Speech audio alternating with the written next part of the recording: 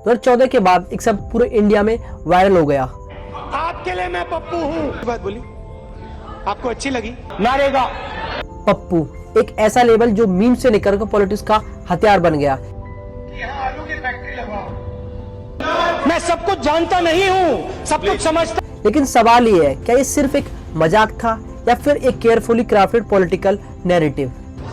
तो ऐसे थोड़ा मार दीजिए हाथ, आप थोड़ा सा मार दीजिए। और सबसे बड़ा सवाल, क्या राहुल गांधी सच में पप्पू है या फिर ये परसेप्शन किसी स्ट्रेटेजी का रिजल्ट है? Sorry sorry. क्योंकि पॉलिटिक्स में परसेप्शन ही सबसे बड़ा वेपन होता है और नैरेटिव वही जीतता है जो बार बार सुनाई देता है। इस कहानी को समझने के लिए हमें 2014 से पहले जाना होगा, जब इंडियन नेशनल कांग्रेस धीरे धीरे अपनी क्रेडिबिलिटी खो रही थी। 2G स्कैम, कॉमनवेल्थ स्कैम और कोल एलोकेशन कंट्रोवर्सी जैसे मुद्दे लगातार हेडलाइन में थे। पब्लिक फ्रस्ट्रेशन बढ़ रही थी। सबसे बड़ी समस्या, पार्टी के पास एक क्लियर एग्रेसिव लीडरशिप फेस नहीं था। मनमोहन सिंह रिस्पेक्टेड थे, लेकिन उन्हें वीक लीडर के रूप में प्रोजेक्ट किया गया। और दूसरी तरफ राहुल गांधी पॉलिटिक्स को अभी पूरी तरह समझने की प्रोसेस में थे। अनक्लियर स्पीचेस और पब्लिक करेक्ट की कमी और उनकी इमेज को कमजोर बनाया।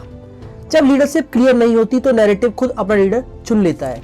2014 में एंट्री होती है नरेंद्र मोदी की, एक ऐसे लीडर की रूप में जिन्हें डिसीजिव, शार्प और पावरफुल कम्युनिकेटर के तौर पर प्रोजेक्ट किया गया। कैंपेन सिर्फ रैलीज तक लिमिटेड नहीं था, बल्कि डिजिटल प्लेटफॉर्म का भी एग्रेसिव यूज हुआ। सोशल मीडिया, स्लोगन्स और ब्रांडिंग सब कुछ डायरेक्शन में पुश किए गए और राहुल गांधी के शॉर्ट क्लिप्स, ऑकवर्ड मूवमेंट्स और स्पीचेस को बार बार एम्प्लीफाई किया गया और पप्पू एक वर्ड से बढ़कर एक आइडेंटिटी बना दिया गया।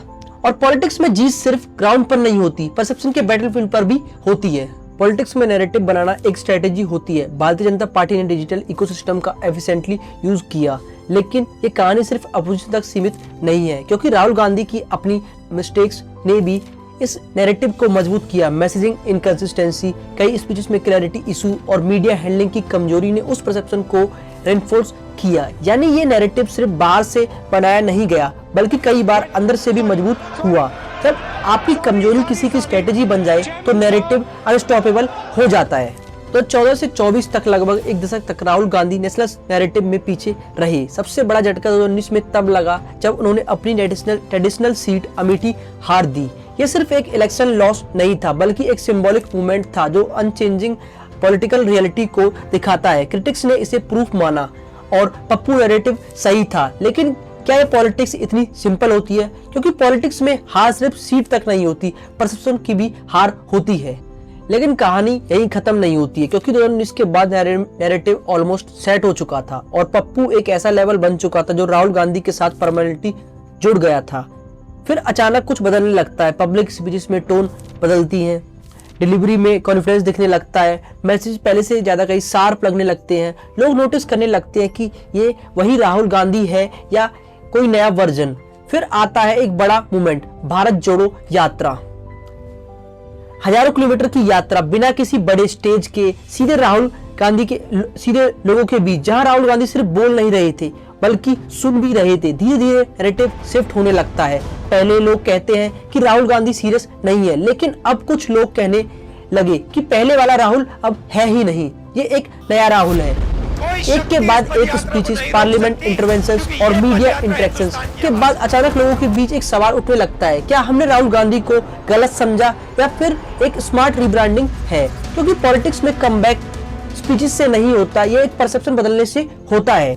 लेकिन असली टेस्ट 2024 में हुआ, जहां एक तरफ भारतीय जनता पार्टी का 400 पार का नारा और दूसरी तरफ अपोजिशन पहली बार एक साथ खड़ा हुआ इंडिया अलायंस के रूप में।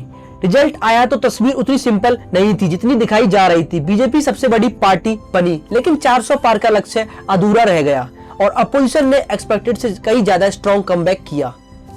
एक दशक बाद राहुल गांधी का असर्टिव अपोजिशन वॉइस के रूप में उभरते नजर आए। पार्लियामेंट में डायरेक्ट काउंटर, पब्लिक स्पीचेस में शार्पर टोन और ग्राउंड इश्यूज पर लगातार फोकस।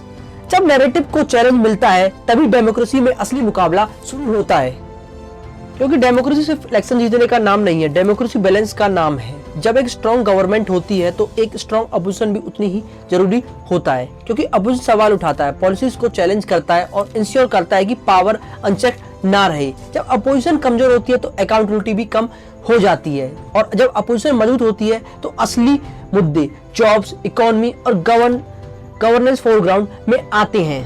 तो क्या राहुल गांधी पप्पू है या एक इवॉल्विंग पॉलिटिकल फिगर? शायद सच इससे कहीं ज्यादा कॉम्प्लेक्स है, क्योंकि पॉलिटिक्स में इमेज बनती भी है और बदली भी जाती है। लेकिन सबसे जरूरी बात है, डेमोक्रेसी में सिर्फ लीडर्स नहीं, सवाल भी मजबूत होने चाहिए, क्योंकि जब सवाल कमजोर पड़ जाते हैं तो तब डेमोक्रेसी भी कमजोर पड़ने लगती है। याद रखिए, डेमोक्रेसी में सबसे पावरफुल चीज लीडर नहीं, जागरूक जनता होती है। इसलिए सवाल पूछना बंद ना करें।